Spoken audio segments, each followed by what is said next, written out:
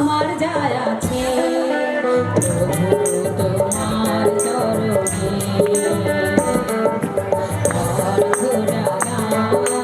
সাজিয়ে এনেছি প্রভু তোমার চরণে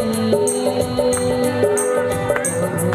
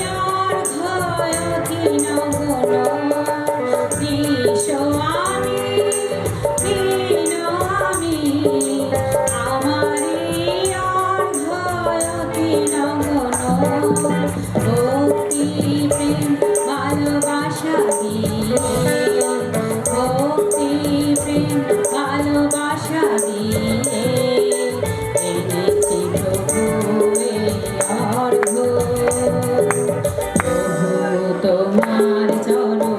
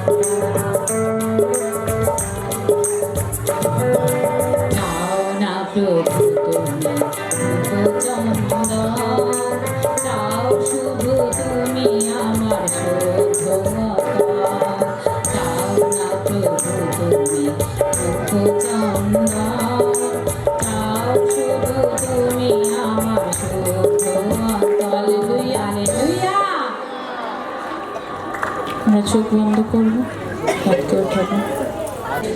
আমরা চোখকে বন্ধ করি, হাতকে উঠাই স্বর্গের দিকে, মাথাকে আমরা নত করি। ধন্যবাদ করি পিতা পরমেশ্বর, ধন্যবাদ জানাই পিতার আজকে যতজন পিতা পরমেশ্বর বাক্যকে শোনে, বাক্যর মতো চলার চেষ্টা করে, ততজন আজকে থেকে জীবনে তৃপ্ত পেতে চলেছে যিশুর নামেতে। আজকে থেকে দুর্দান্ত আয়ুতে তৃপ্ত হবে যিশুর নামেতে। আজকে যতজন পিতা পরমেশ্বর বিশ্রামবার পালন করে, প্রত্যেক রবিবার আসা যাওয়া করে, এবার থেকে সবার নামের উপরে প্রার্থনা হবে যিশুর নামেতে।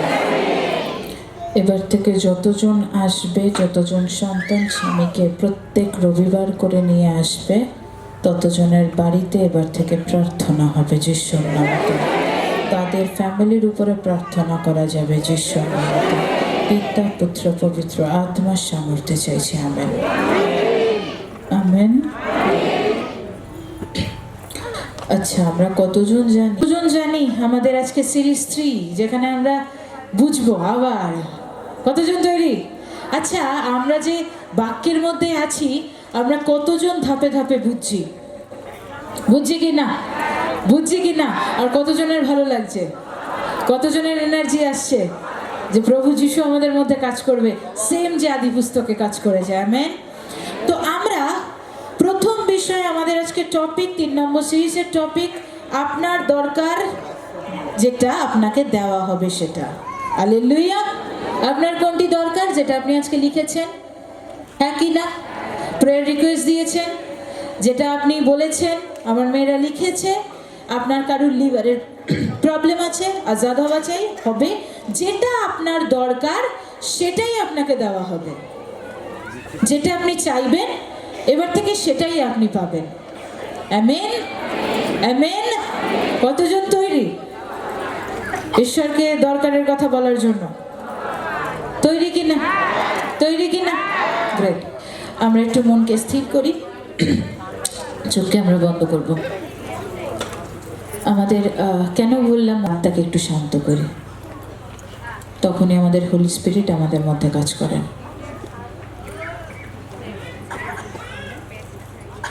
একটু চুপ করবো সবাই, এভরিওয়ান। আমাদের যদি অন্য ভাষা থেকে থাকে আমরা অন্য ভাষা প্রয়োগ করি, আমরা প্রার্থনা করি।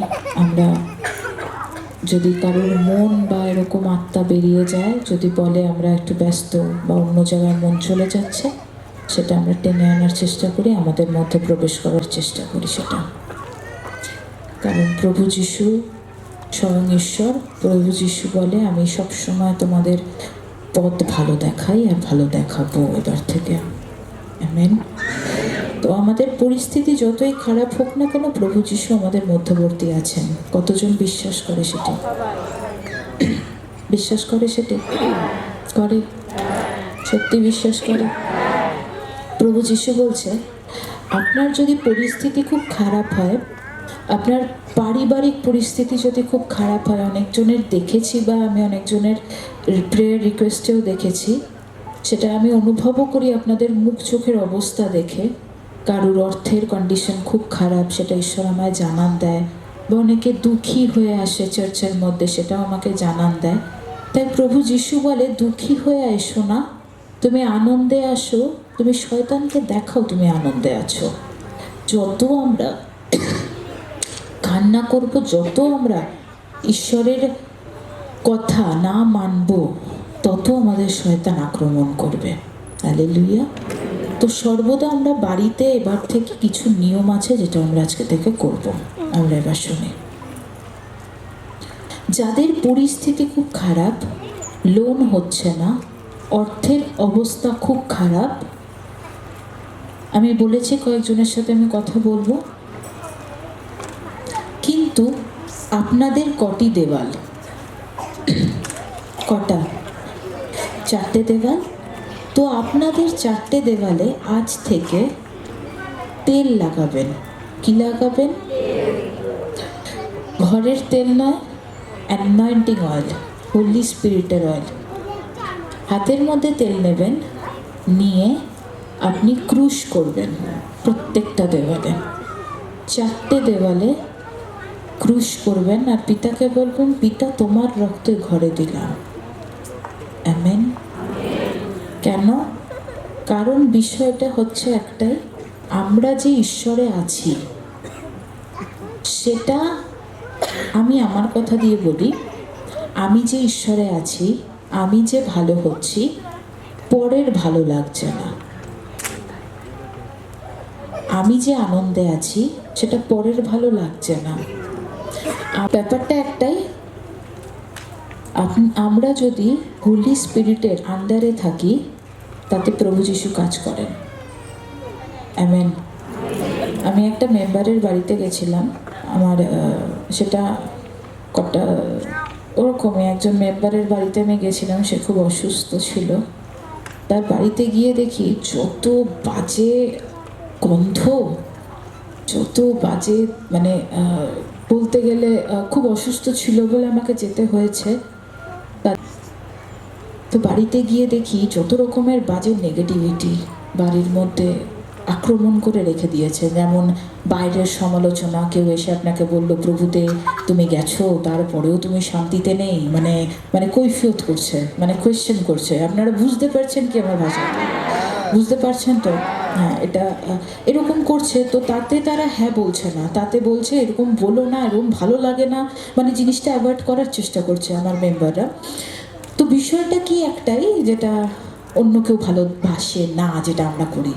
তো তার জন্য আমি একটাই কত লাগছে, সেই ঘরটা তাদের খুব ভালো লাগছে, আর সেই ঘরেই মনে হয় থাকতে ইচ্ছা করছে, মানে বাথরুমটুকুও যেতে ইচ্ছা করছে না, ঘরটাতেই তার থাকতে ইচ্ছা করছে, মানে এরকম। তো তার জন্যে আজকে থেকে এই মুহূর্ত থেকে যখন আপনি বাড়িতে যাবেন, আপনি তেলের গিয়ে অ্যানয়েন্টিং অয়েল 4টে দেওয়ালে স্প্রে করবেন, আর সেটা যেন সিম্বল হয়ে যায়, যেন দেওয়ার পর বোঝা যায় যে এখানে ক্রুশ আছে। আমি যখন বুঝবেন আমি সারাদিন প্রভু যিশু করলাম, প্রভু যিশু তাতে আমাকে দয়া করলো, সেটা কোনোদিন মা হয় না। প্রভু যিশু তখনই দয়া করবে যদি আমরা প্রভু যিশুর নিয়ম কানুনগুলো পালন করি। কতজন বুঝছি আমরা? বুঝছি কি না? তো আমরা প্রেগনেন্সি রিসিভ করতে চাই, প্রেগনেন্সি রিসিভড হচ্ছে না কেন?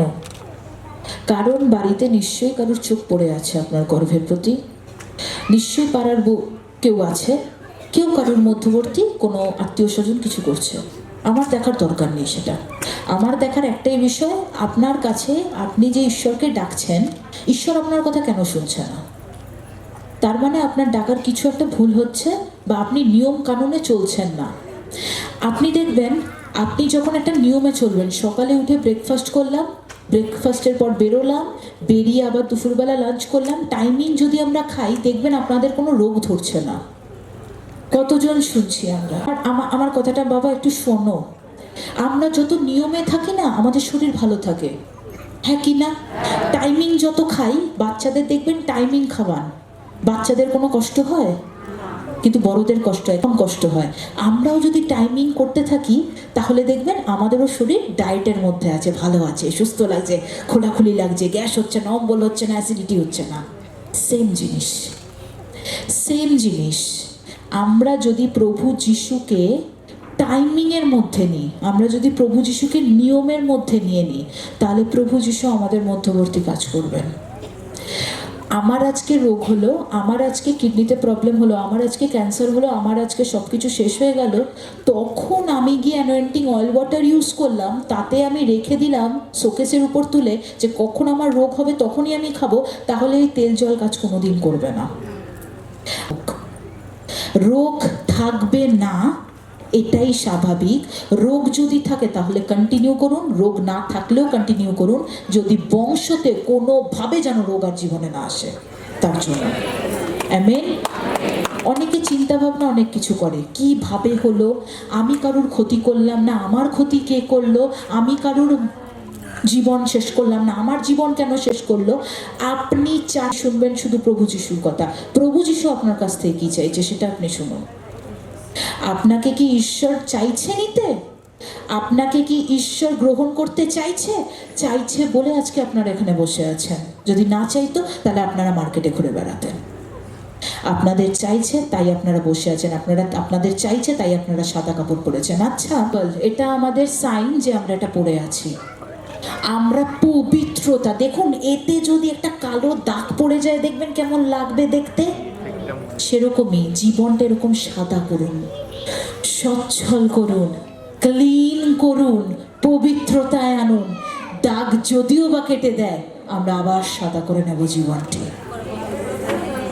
আমেন। প্রভু যিশুকে যখন ক্রুশ থেকে নামিয়ে কবরে দেওয়া হয়েছিল, তাকে কিন্তু সাদা কাপড়েই দেওয়া হয়েছিল, আর সে সাদা কাপড়টি সরিয়ে দিয়ে নিচে উঠে গেছে। তার মানে বোঝাতে চাইছে আপনারা সাদা কাপড় যতবার পরবেন ততবার আপনাদের নতুন জন্ম হবে।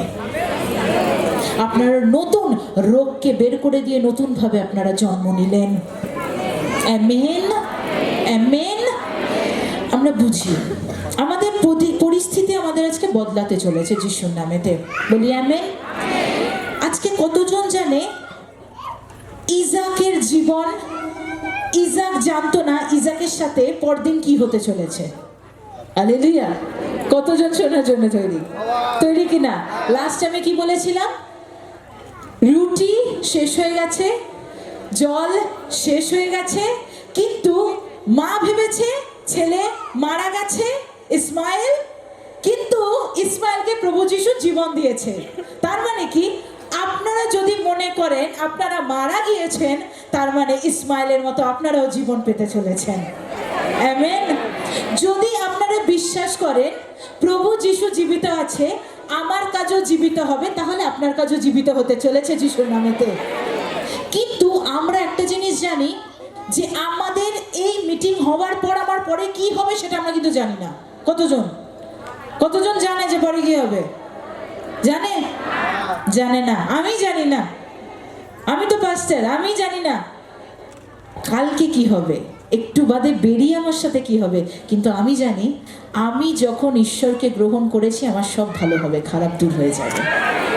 আমেন। সেরকমই সেই পথেই চলছিল। আমরা 22-এ এবার থেকে পড়ব, চলো 22-এ পড়ি। এই সকল ঘটনার পরে, মানে সব ঘটনা হয়ে গেল, ঈশ্বর আব্রাহামের পরীক্ষা করিলেন। শুরু হলো তার পরীক্ষা। কতজন শুনতে চায়? চাই কি না? গ্রেট।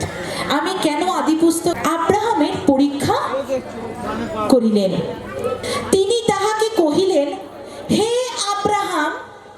তিনি উত্তর করিলেন, দেখুন এই আমি।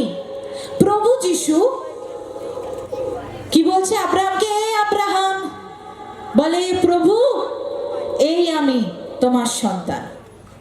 তখন তিনি কহিলেন, তুমি আপন পুত্রকে, তোমার অদ্বিতীয় পুত্রকে, যাহাকে তুমি ভালোবাসো, সেই ইসহাককে লইয়া মরিয়া দেশে যাও। আন্ডারলাইন করব, মরিয়া দেশ।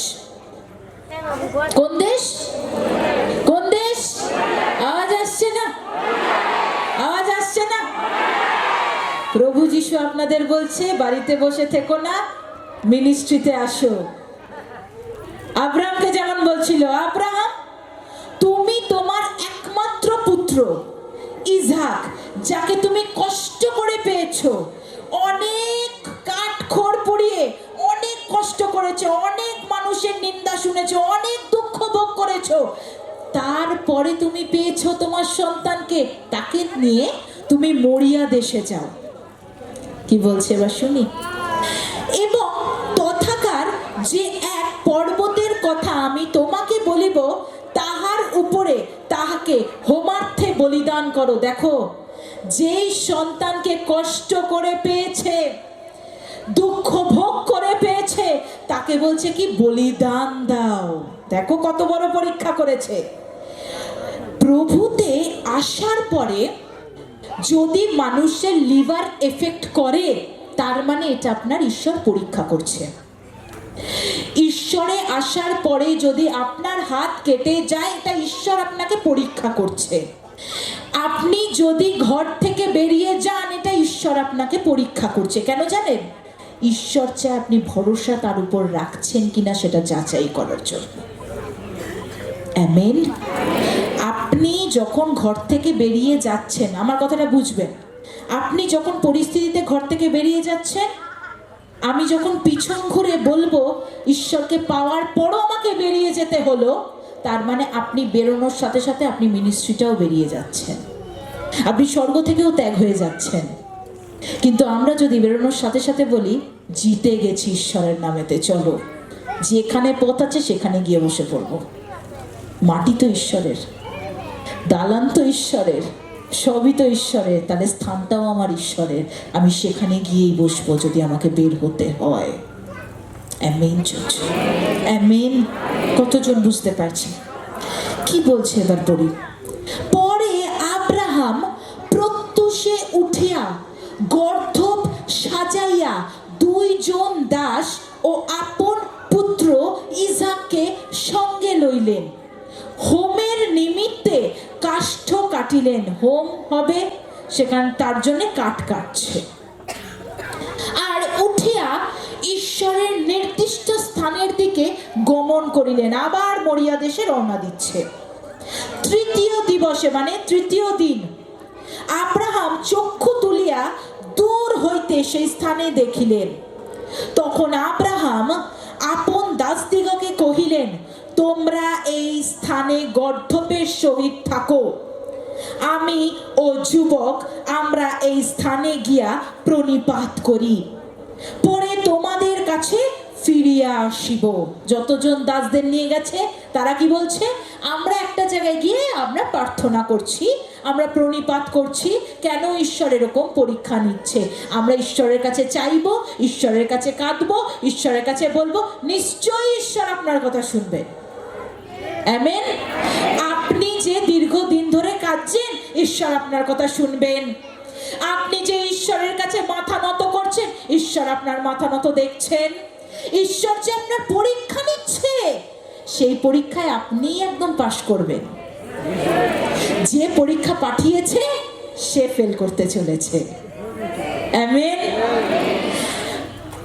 তখন আব্রাহাম হোমের কাষ্ঠ লইয়া আপন পুত্র ইসহাকে স্কন্ধে দিলেন এবং নিজ হস্তে অগ্নি ও খড়গ লইলেন। পরে উভয় একত্র চলিয়া গেলেন। আর ইসহাক আপন পিতা আব্রাহামকে কহিলেন, হে আমার পিত। তিনি কহিলেন, হে বৎস, দেখো এই আমি। তখন কহিলেন, এই দেখুন অগ্নি ও কাষ্ঠ, কিন্তু হোমের নিমিত্তে মেষ শাবক তো কোথায়? মানে কি? কাঠ তৈরি করতে বলেছে, হোম বলি দেবে, বলি দিয়ে দেবে ছেলেকে।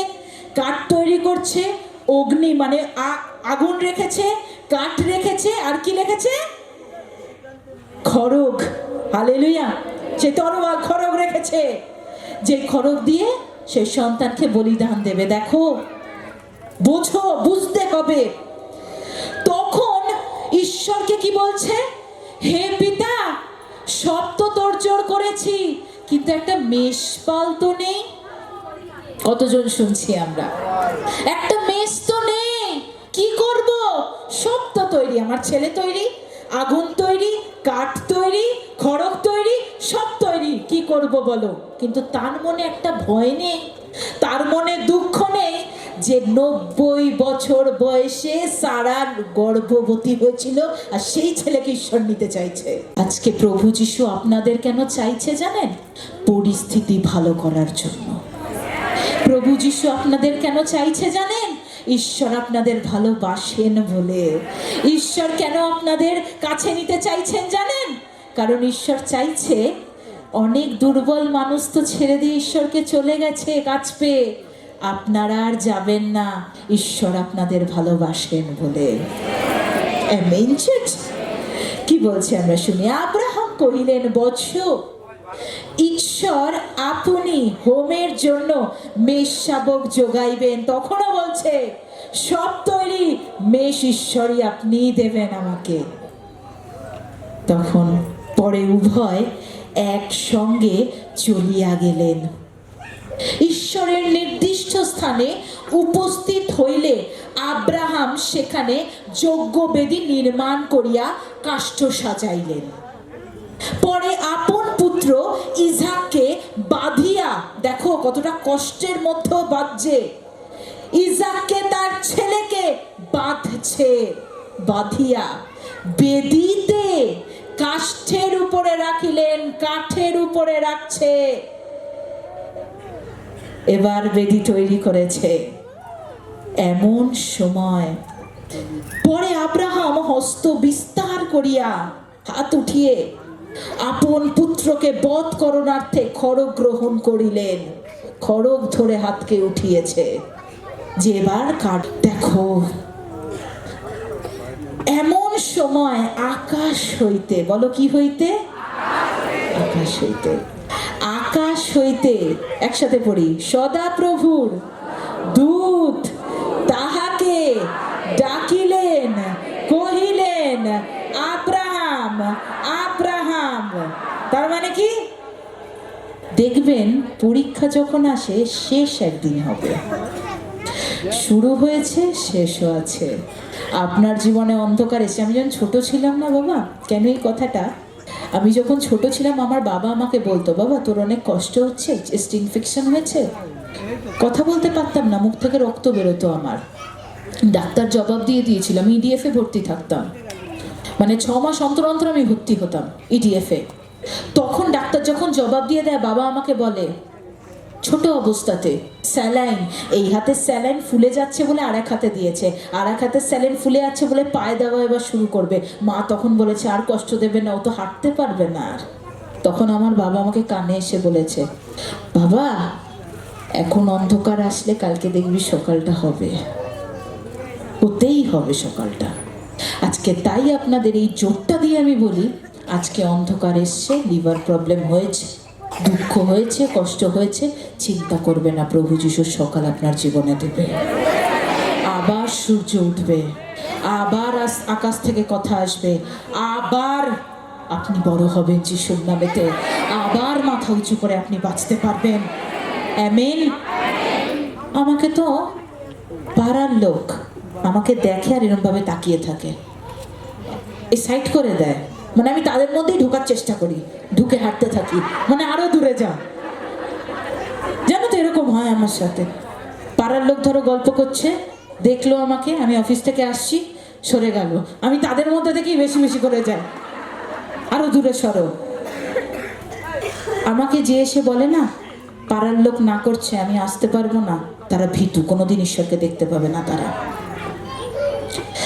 আমি পাড়ার লোকের কাছে দৌড়ে দৌড়ে যাই, আর গিয়ে বলে ও বাবা এ খ্রিস্ট, কি সব বলে জানো, ওরা করে এইসব, সাদা সাদা পরে আর যায়। আমি ততবার ওখানে, ওই পাড়াতেই আমি অফিস রেখেছি, আমি ওখানেই যাব, আর ওখান থেকেই আমি ঘুরবো, প্রত্যেকবার দেখবো। আর আমি ততবারই আমার ছেলেদের যখনই যাই আমি বলি, হেবি আনন্দ হয় আমার। কেন জানো? কারণ আমি জানি আমার প্রভু যিশু আমার পাশে দাঁড়ানো, আমাকে কেউ এবার কি বলছে শোনো, তিনি কহিলেন দেখুন এই আমি আবার আব্রাহামকে ডেকেছে, আব্রাহাম আব্রাহাম। তখন ঈশ্বরকে বলছে এই দেখুন প্রভু আমি দাঁড়ানো আপনার সামনে। তখন তিনি বলিলেন যুবকের প্রতি তোমার হস্ত বিস্তার করিও না, আজকে যে খড়গটা তুলেছ, আমি যে বলিদান চেয়েছি আর বলিদান করো না, আমি তোমাকে দেখে ফেলেছি। Amen amen. তাহলে আমরা উইনার হতে চলেছি প্রত্যেকটা পরীক্ষাতে। আমেন। কি বলছে শুনি, উহার প্রতি কিছুই করিও না, কেননা এখন আমি বুঝিলাম, মানে ঈশ্বর নিজের কথা বলছে, আমি এখন বুঝলাম তুমি ঈশ্বরকে ভয় করো। হালেলুয়া। এটা একটা মিনিং আছে। কি বলছে? যারা মিথ্যে কথা বলতে 10 বার কেন একবারেই জিভ কাঁপে না, তারা স্বর্গে যাবে, ফাইনাল, ডান হয়ে গেছে। যারা গালাগাল দেওয়ার আগে বুক কাঁপতে থাকে যে ঈশ্বর তোমার বুকে বসে আছে আর সেই মুখ দিয়ে আমি গালাগাল আর দেবো না, ঈশ্বর কি বলছে? আমি স্বর্গে নেব কনফার্ম। আমেন। তখন কি বলছে? আমি জানি তোমাকে একটা যে হুকুম করেছি, তোমার একমাত্র ছেলেকে বলিদান করো। তুমি বলিদান করতে গেছিলে, তুমি সব কিছু সরঞ্জাম তৈরি করেছিলে, বলিদান করার সময় হাত কাঁপেনি, একদম ঠিক মাপে মাপে রাখছিলে শরীরে, কিন্তু তখনই আমি তোমায় দেখে ফেলেছি যে তুমি আমার একটা কথা বিশ্বাস করো। তাহলে আজকের টপিক এইটা, আপনার যেটা দরকার সেটাই আপনাকে দেওয়া হবে যদি আপনি ঈশ্বরের পথে থেকে যান। Amen amen. আমরা যদি ঈশ্বরের পথে থেকে যাই চার্চ, তাহলে আমরাই রাজা হতে চলেছি যিশুর নামেতে। আমেন। কি বলছে? আমাকে আপনার অদ্বিতীয় পুত্র দিতেও অসম্মত নও, তোমার একমাত্র পুত্র তাকেও তুমি দিতে বলনি, পিতা নিও না। 90 বছর বয়সে আমার স্ত্রী গর্ভবতী হয়েছে, আর কেড়ে নিও না আমার কাছ থেকে। কিন্তু তুমি বলনি, তুমি বলেছ কি? যেটা বলেছো সেটাই করব। তুমি বলবে পিতা উপবাস করতে, আপনারা উপবাস করবেন। ঈশ্বর যদি বলে দান করো, আপনারা দান করবেন। ঈশ্বর যদি বলে প্রচার করুন, আপনারা প্রচার করবেন। ঈশ্বর আপনার ছেলে মেয়েদের নিতে চায়, আমি না। ঈশ্বর যদি চায় আপনাদেরও যদি টানতে, আপনারাও থাকবেন। Amen church. তখন আব্রাহাম চক্ষু তুলিয়া চাহিলেন, আর দেখো তাহার পশ্চাৎ দিকে একটি মেষ। ঈশ্বর কি বলছে? দেখো, আব্রাহাম চক্ষু তুলে তাকিয়েছে আর পাশে দেখে একটা মেষ ঘোরাঘুরি করছে। তাহার শৃঙ্গ ঝোপে বদ্ধ, মানে ঝোপঝাড়ে বদ্ধ হয়ে রয়েছে, মানে ছাড়াতে পারছে না। তার মানে কি? এতক্ষণ মেষ ছিল না, এখন মেষ দিল, হঠাৎ করে জন্ম নিল মেষ। পরে আব্রাহাম গিয়া সেই মেষটি লইয়া আপন পুত্রের পরিবর্তে হোমার্থ বলিদান করিলেন। আমেন। ঈশ্বর কি বলছে? কিছু পেতে গেলে কিছু ত্যাগ করতে হয়। আজকে যদি আমি ঈশ্বরকে পাই, প্রতিবেশী যদি আমায় না চায়, আমি ত্যাগ করতে রাজি আছি। আমি ঈশ্বরে আছি, আমার আত্মীয় স্বজন নাই মানতে পারে, আমি আজ বলি আমি আমার আত্মীয় স্বজনকেও ত্যাগ করেছি। আমি আনন্দ ত্যাগ করেছি, এনাকে পেয়েছি। এটা প্রভু যিশু। প্রভু যিশু বলে কি, কিছু পেতে গেলে কিছু ত্যাগ করতে হয়। আপনি ত্যাগ করবেন, আপনি ঈশ্বরকে ধরে রাখুন, যেটা ত্যাগ করেছেন তার ডবল আসতে চলেছে। Amen, amen. প্রভু কি বলছে শুনি, আর আব্রাহাম সেই স্থানের নাম জিহোবা জিরি, তার মানে কি সদাপ্রভু যোগাইবেন। আজকে এই স্থানের নামও জিহোবা জিরি, যে ক্যান্সারকে গায়েব করে যোগান দেন। আমেন। তিনি আমাদের সবকিছু যোগান দেন। কালকে কত টাকার ভাত খাবো ঈশ্বর জানেন, কত টাকার ডাল খাবো ঈশ্বর জানেন।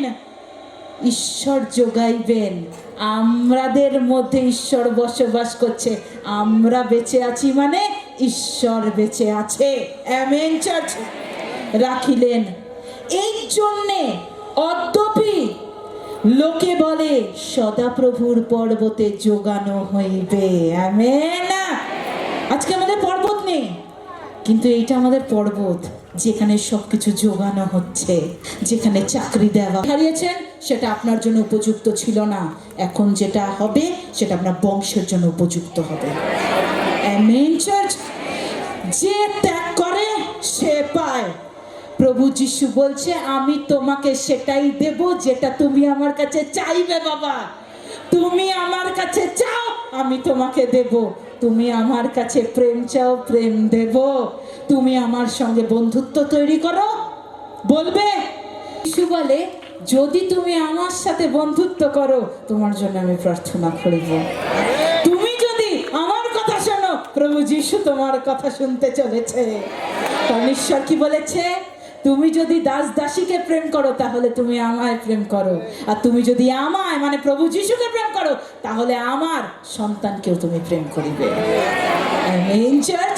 আজকে প্রভু যিশু কি বলছে, আপনাদের কাজ যোগাবে প্রভু যিশু, আপনাদের কষ্ট দূর করবে প্রভু যিশু, আপনাদের সব দুঃখ মহামারী সবকিছু আজাদ করবে প্রভু যিশু।